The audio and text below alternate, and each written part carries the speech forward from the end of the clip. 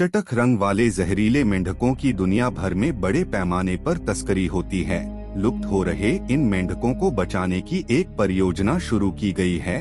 कपड़ों से भरे बैग में वह कोई मामूली घरेलू सामान लग रहा था, मगर बगोटा के एल डोराडो अंतर्राष्ट्रीय हवाई अड्डे पर पुलिस इंस्पेक्टरों को बैग के निचले हिस्से में कुछ अजीब लगा।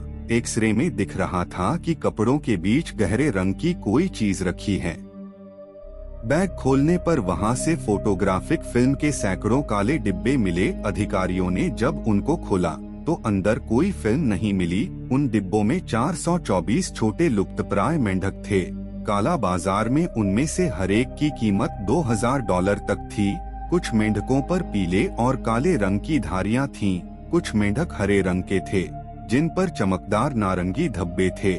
कुछ मेंढक बेजान थे, मगर सभी बेहद जहरीले थे। पुलिस के मुताबिक मेंढक की उन प्रजातियों को कोलंबियाई प्रशांत क्षेत्र के कोको और वैले डेल कोका क्षेत्रों से पकड़ा गया था और जर्मनी ले जाया जा रहा था। 13 अप्रैल 2019 को हुआ यह वाकया कोलंबिया में वन्यजीव तस्करी का नमूना भर है। कोलंबिया में 850 प्रजातियों के उभयचर जीव रहते हैं। मेंढकों की विविधता के मामले में यह दुनिया में दूसरे स्थान पर है। पॉइजन डार्ट मेंढक धरती के सबसे जहरीले जीवों में से एक हैं। यूरोप और अमेरिका के संग्राहक उनको शौक से रखते हैं। हर मेंढक में इतना जहर होता है कि वह 10 लोगों की जान ले सकते हैं। उनकी त्वचा का चटक रंग शिकारियों को आगाह करता है। वही रंग उनको बेशकीमती बनाता है।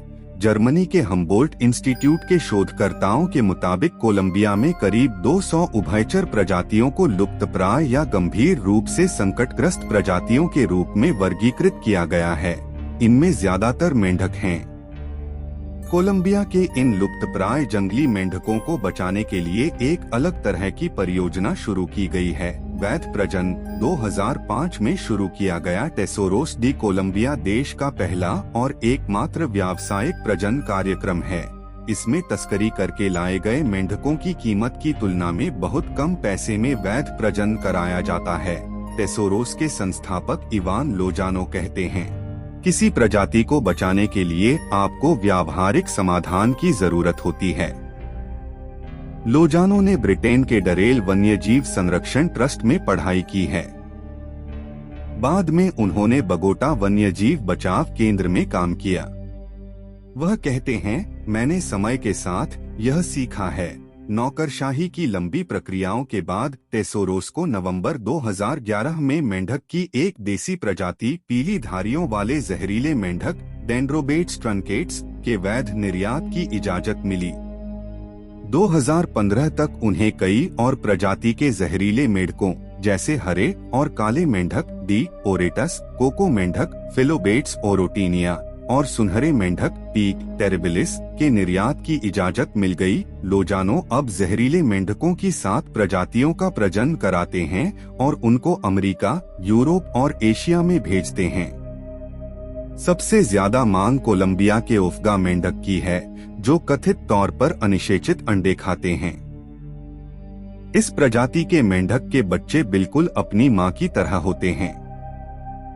उनको एक एक करके हाथ से अनिषेचित अंडे खिलाने पड़ते हैं।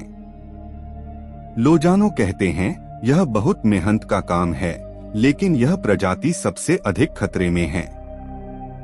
अवैध रूप से पकड़े गए मेंढकों की जगह वैध मेंढक तैयार करने के प्रयासों ने लोजानो को अमेरिकी संग्राहकों के बीच मशहूर कर दिया है। लोजानो का शुक्रिया अदा करते हुए वे वैध और पर्यावरण अनुकूल मेंढक खरीद रहे हैं। टेसोरोस में पहले सालाना 30 उफ्गा मेंढक तैयार किए जाते थे।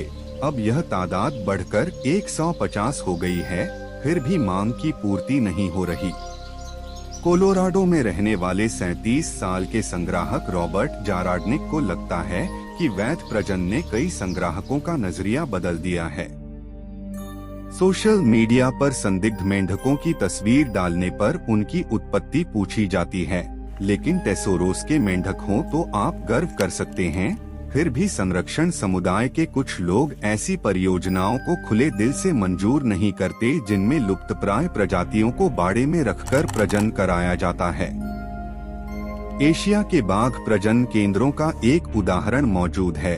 जिसमें कीमत घटाने और अवैध रूप से पकड़े गए जानवरों की मांग कम होने की बजाय बंदी नस्ल और जंगल से पकड़े गए दोनों तरह के बाघों की मांग बढ़ गई।